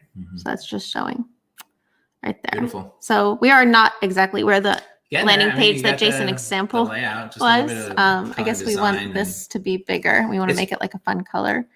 I mean, Kim is an amazing developer and she's really fast. Let's go really big. Whoa, too big. The iconic WP Black Friday page was, I think someone could call it like a simple design, but that doesn't mean it's, like a nice teal. Doesn't take effort to make something look good when it is that simple. Let's just see. There's really good typography going on there. We should tell this guy we talked about his thing the whole time. I hope you do well on Black Friday, James. we're getting there. I guess this timer didn't have like the blocking. We could get rid of the separator and then we could do that to make it. You like that it's like gray blocks in the background, Jay? Yeah. Oh, they're black on white text. I see. Oh, I mean, it's cute. It's part yeah. of it. Yeah. Black on gray. Yeah. Their background is like a dark gray. It's not this hard to use the Sitewide Sales plugin. It's only because we didn't want this to just be a demo and be like a salesy thing. So anyone that's tuning in and has a question, please answer it so that I don't have to be a live Twitch stream coder. But I can do it. I'm looking at the markup of this hurry timer. I'm also gonna like super easy. They call it a I hurry went to the like WP timer beginner list. block. Hurry timer block. Huge giveaways. Yeah, that's right. You could just. And here's kind of what I said. Well, I mean, like these products are. Am I still showing or are you on? No, I'm okay, on cool. Yeah. Then I can type mess up. These products in WP Beginner are owned by the same parent company, Automotive, so they get featured placement, but they're also huge, like 70% off. And that's kind of what I said, like about if you're doing something clever where you don't have a % off that you can advertise, or your % off is less than 30%, you're gonna have trouble competing with some of these other deals. Like people are kind of browsing this 45% off member press, but 65 here, huh? What do you think you get? Oh, okay. I wonder if there's a bug there. I'm going to check out some of these landing pages. 62, 30, 33. We do like 33 because it's like a third, but it's kind of like an awkward number. It is. I almost like it's easier to be 30. Like $100 off. Yeah, $100. But you don't want to be like. Oh, member press listed twice. It's only 45. They got to fix that. I'll send them a note. It says 60% off in one spot. This just goes to the home page. Oh, okay. I wonder if some of these go to like a special landing page.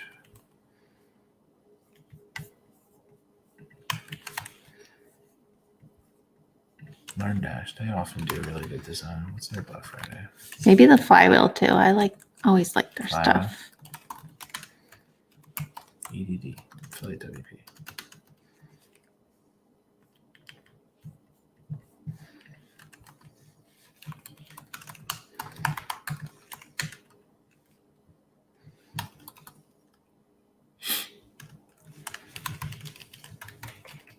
Keep talking, because that's the secret of being a good Twitch streamer, Jason. You have to. Yeah, I tell my kids that they're recording themselves playing games. I'm like, Marin can talk endlessly. I think she is fine. It.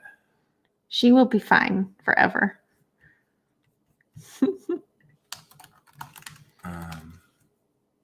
Black Friday sale. Jason, you're gonna crap your pants when you see how close I got here.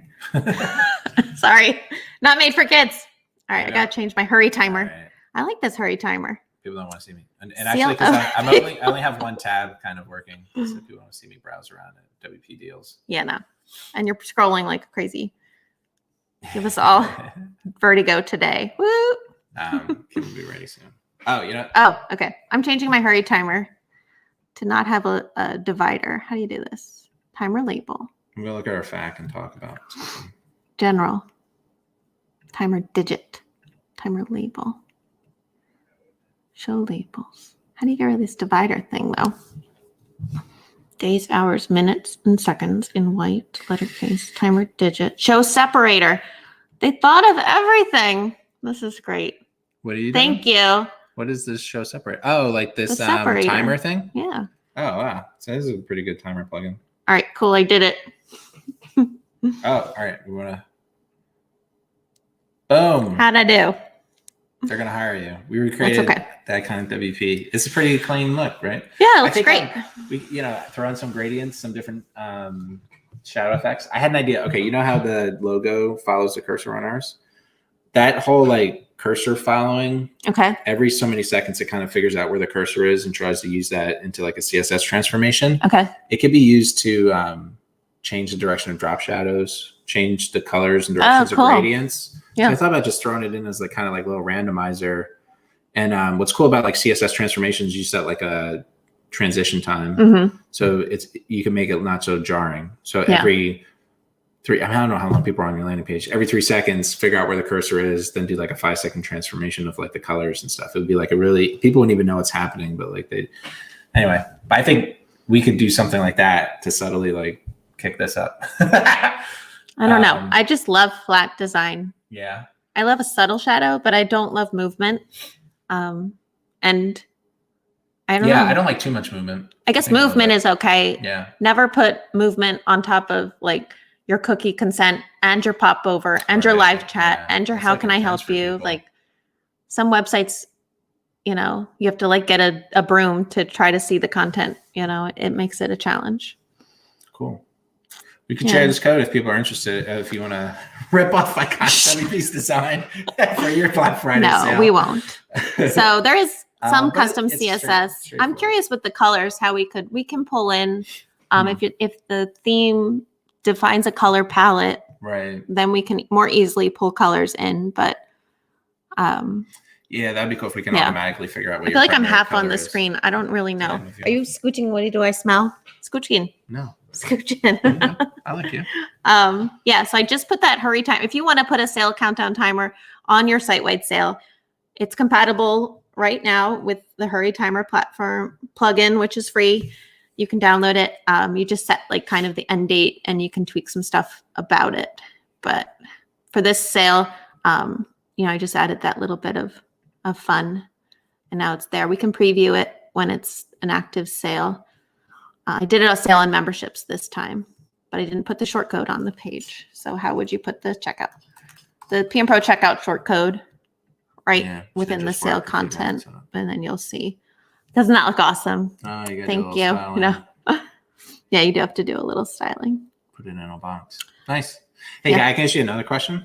Me? Unless you want to keep working on that. Okay, no, that's okay. I could work on it all day. That's fun. I'll stop.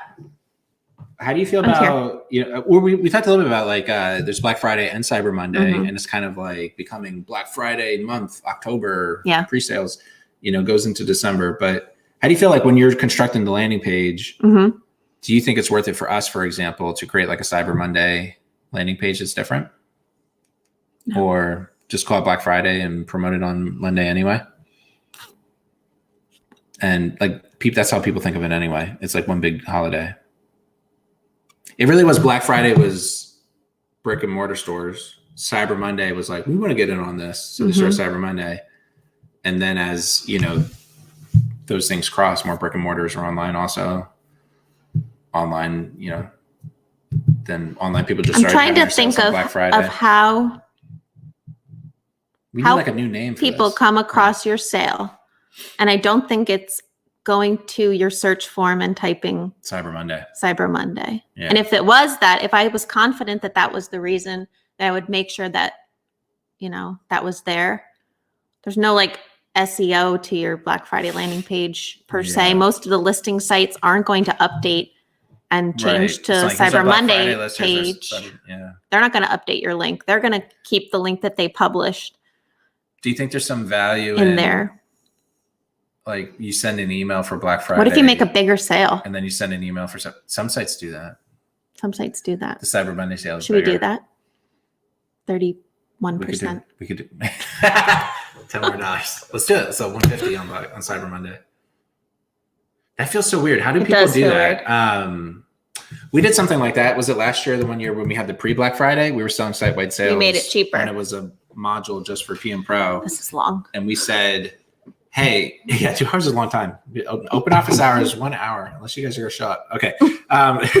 We said.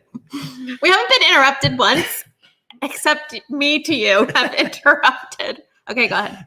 Okay. We said once. In end of October, we was like, this is our pre-Black Friday sale. And what was cool was like, we're going to run a Black Friday sale. But right now, guys, it's going to be cheaper. This is the cheapest. We run sales all year. This is the absolute cheapest right now. Not Black Friday in 2 weeks, come back maybe. But right now it's 150, not and I felt like that was a strategy that kind of worked and we did that. I guess so if you're on Cyber Monday, maybe the opposite. You got to keep the lid on it. You don't advertise on YouTube a week in advance. You said Black Friday, $200. It's $100 off. We're not making it $110. And then on Monday, you send an email only to people who haven't paid yet. Yeah. And you say like, I guess those suckers who bought over the weekend, they paid $200. But I'm going to reward you for holding out. You held out. And like, you know, this is the last chance, your absolute best deal, you know, or like, hey, I don't know. Do I trust you? The sale is going so well. Yeah. We wanted to do, we're really close to some target that would be amazing. Okay. So we've decided to drop the price an extra $50 on this Monday, but just Monday only. Let's shoot that email on Monday. I bet that goes bonkers. But to me, it's like the last day of the sale is already your biggest day, and there already are people kind of getting to that point. And you might just be giving them money. Because it's not a product, in this case, there's no concern that it's disappearing by Monday. There's not 5 Samsung OLED HD TVs in the store. There's, you know, infinity memberships available, right? So that could be a strategy if you have, we're kind of new to the e-commerce thing. We don't have as many customers who are in that space with like inventory and things. But if you ran Black Friday sale, I guess you could anticipate the last day. And that's what we could talk. There's like this U shape.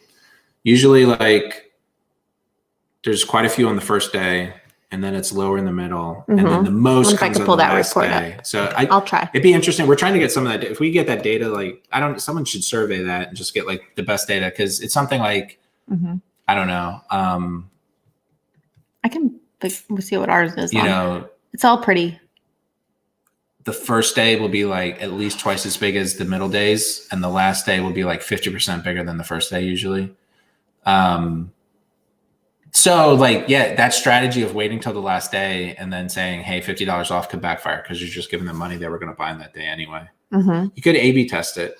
We didn't really have a U. We just went up. Was that last year? Yeah. Last year was weird because we had the pre-sale. Okay. So people were buying earlier in the month, and we kind of exhausted. There's a little bit of a U. Is that I don't know when Black Friday was. Oh, you know what? It probably spanned. Renewals messed this up too. It probably was like, you know, I don't know. That's true. We do see like a big bump on the first day, and then it's kind of more quiet, and then the last day gets busier. I don't know if that's because people are holding out. I don't think they were holding out for a better discount. They were probably just busy buying the scarce things earlier. Yeah. I think also, so one thing I have to adjust, and I noticed this in my own buying habits. Like, what was it? It was like the Cyber Monday. I saw some tweet by someone, and they were like, my course was on sale. And I was like, oh my God, I didn't know it was on sale. Because Black Friday was so noisy. Yeah. Like, I don't check my email ever. Don't send Jason an email. FYI, guys, I don't check my email. Important people know. Find Jason on Reddit. You can message me on Reddit. I'll come back. But that's the thing. I think it was on Twitter. I saw that, and I think they'd done what I think was like responsible. Maybe like twice a day they tweeted, "Hey, we're having a Black Friday sale." But the algorithm, you know, was like, I saw it once at 10 o'clock at night on Monday before it was over, and I was like, "Oh, I'm glad I caught this. I want to buy this." I think you might find that, like, you know, so send an email every single day, send 10 tweets, not one, every single day. Like, you really kind of want to smash all the social media and stuff. But yeah, my buying, I wasn't waiting. It was just like, I hadn't seen it until the end. Or I think a lot of people are like, oh, I know I'll buy that. I have until Monday to do it. And they just need a reminder to be like, hey, remember, it's still going on. Yeah. So yeah, you get a lot of sales on the last day. It feels like, but you could maybe, if you really did frame it like, hey, it's only Friday, and then you were like, you surprise people Cyber Monday, but they expect it. But you could probably do like a pretty cool hidden sale, you know, the week following, being like, oh, you know, like it went really well. We still have some left or something. Oh, I was gonna say inventory. If you're using inventory, and you still have some left over your Black Friday, like that's part of what you can do on Black Friday is even if you're losing money on your sale, you're getting rid of inventory and making room for like new stuff. You know, run a even bigger sale afterwards to get rid of that stuff if you have to. Yeah. But Cyber Monday isn't like a thing, the brand. We like the one year we made like a cute, like pixelated landing page. And do you think there's any value like getting people to come back and look at it? Because you're like, hey, this is a cool landing page. I guess it's fun. It also like ruins your stats sometimes when like something you make goes viral because it's pretty and you're like, I like it. Everyone's here admiring Kim's design work, but could you step out of my reporting so I know what my conversion rate is? My conversion rate was crap because of you. No, yeah. If you're going to do a separate page on Cyber Monday, a separate URL, don't do what we did and 301 direct it. So you need like a strategy because some people will still end up and see the marketing for your Black Friday landing page. So what's your best strategy to direct them to the new sale? If you do it as two separate sales, if you do it as two separate site-wide sales. Oh, we redirected Black Friday to Cyber Monday and then we had to undo that. We did. But we also just we kept it as the same single sale so that we could like report it as one event. Right. But you could set up a separate sale, take down the banner you made for Black Friday and put up the same banner in the new sale with, just the words changed. So you get separate stats. Slightly, so you would get separate stats. Yeah. It's more easy, to figure out which one did better. I like that. But just making sure that you redirect that landing page just using a WordPress. Or put a link on it, say Black Friday sale is over, but Cyber Monday's here. And that goes in your after sale content. What do you think about sales that are always running? I do not like sales that are always running. No, they feel shady, huh? We've talked about this before, and I agreed that they feel shady. Until you saw that write up. I saw a write-up turn me around. They said something, there's some kind of like Harvard Business Review psychology study or something like that showed people who got a sale were happier and more pleased with the product they bought than people who didn't. And it feels manipulative to kind of like build in a sale and have your product always on sale. We know like jewelry stores do it. And it's like, it makes it feel like a low end jewelry store that does that, like you want to maintain value.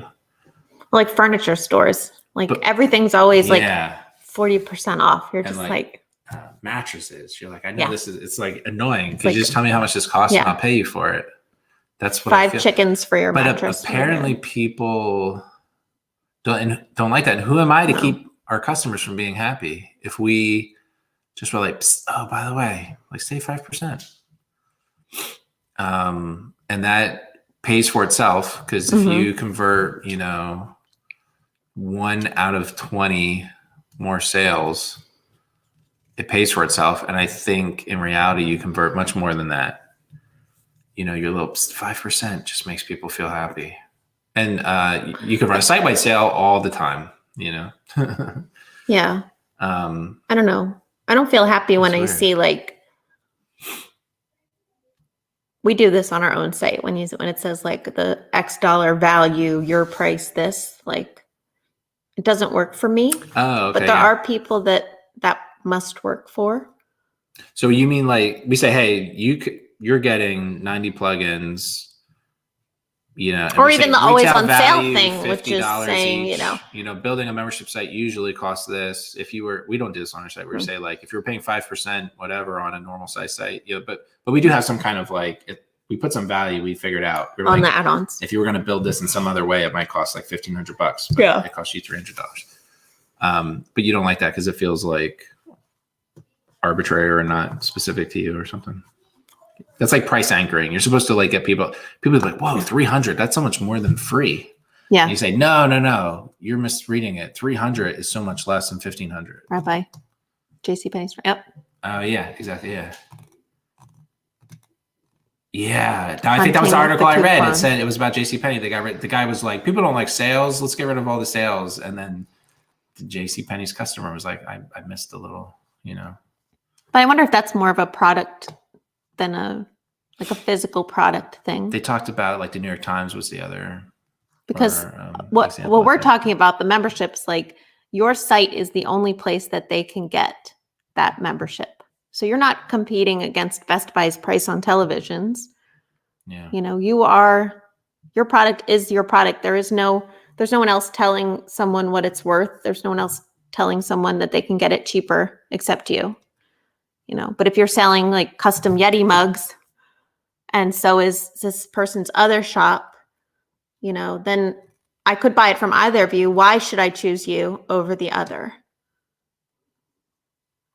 Because like the sale nudges people. The sale nudges in that case. And it keeps them from like. But in the case of basically shopping. Like us, like we are a single product. You can only buy it from us. I don't think so. Like I think people are thinking about us and also the competitors, and they have them open in like 3 tabs, and then the one is like, oh, here's a sale. It's on sale. Yeah, and you're like, well, I can't pick between them on features. Or I'm gonna start my business because I got a discount. Yeah, I mean that's a bad decision to make. Are we avoiding those customers? Like, all right, you were like price conscious. We avoided that. Well, I don't think that someone should choose the base platform of their entire business. So many people choose us because we're free and they use based it on price alone. But yeah, I agree. That's scary. Yeah, they need, but I think a lot of people are in a case where they don't know. They don't know how to. It's apples to apples. They haven't spent time. They don't know the difference. Like it all. It's like, oh, they both have memberships and they both have. So like think of like Ninja Forms, Gravity Forms. Mm-hmm. Like how do people make that decision which to buy? Word of mouth, who they told them. Or is it like whichever one's a better deal? I bet both of them have sales on their page. Yeah, like. I think you might not. You're like, I just know I need a form plugin. Well, they have different models. Ninja Forms has a free version, so you could figure that out. Mm-hmm. And I guess that's how we fit too. Some of our competitors, but some buyers start on our website and they don't see the .org ever. Yeah, true. And also people just assume I don't want the free, I want the paid. So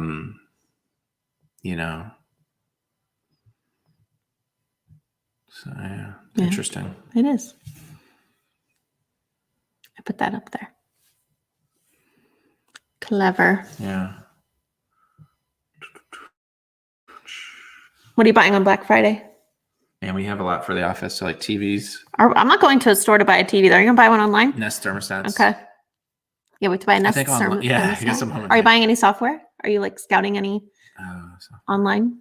Jason is an amateur. I mean, a professional. Music. I was going to say music. Music. I might get a synthesizer or some of the music production software, like virtual synths that go on sale. I bought that ScreenFlow program, but they're having a Black Friday sale, so I sent it to Travis to buy because everyone says it's the best. Yeah. For years, people. That's like the first. Maybe that's the first time I'm like, oh, I'm gonna get that. Yeah. Oh, like as a Black Friday thing. I think it's hard with like the software or a membership plugin. Like, are you waiting to start your business to save $100? Like, email us. We'll help you. We'll give you a discount. It's not often that you can wait. So there are people that like buy up discounted WordPress premium plugins on the Black Friday weekend.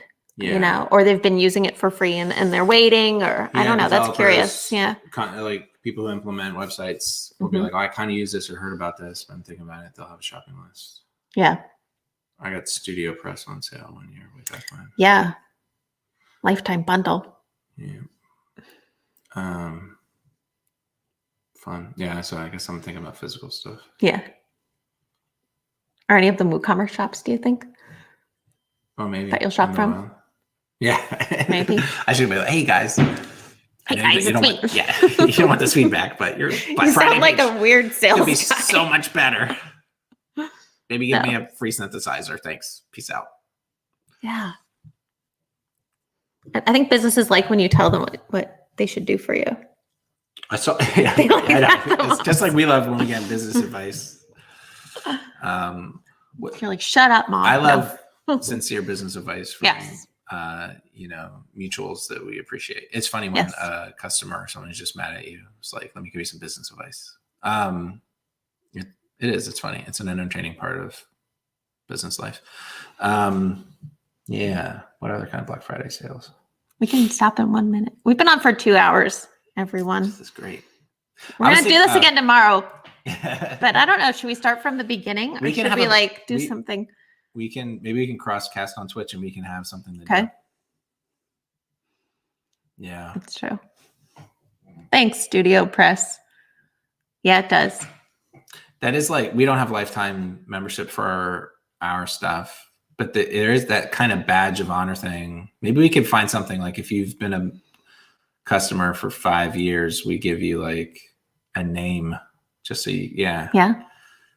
Because it is like an exclusive club, or you feel like a share owner or like a supporter. But I think because we never bump prices on old members, so previous members, like the badge of honor is that your renewal rate is $47 or whatever. Yeah, $15. No one ever paid $15. It was interesting. 19 to start, right? We're 10 a month. We had a monthly plan to start. That was $29 a month once. Cool. Yeah, it's fun. Pricing's fun. Time's up. Thank you to everyone who came and watched and asked questions. And I think we answered some good questions. We got some good thoughts. We're going to take the best of this content and push it on the blog and stuff like that. Yeah. It's fun. We coded a new template. I'm going to push that in. We'll release the 8th template for site-wide sales. All right. See ya.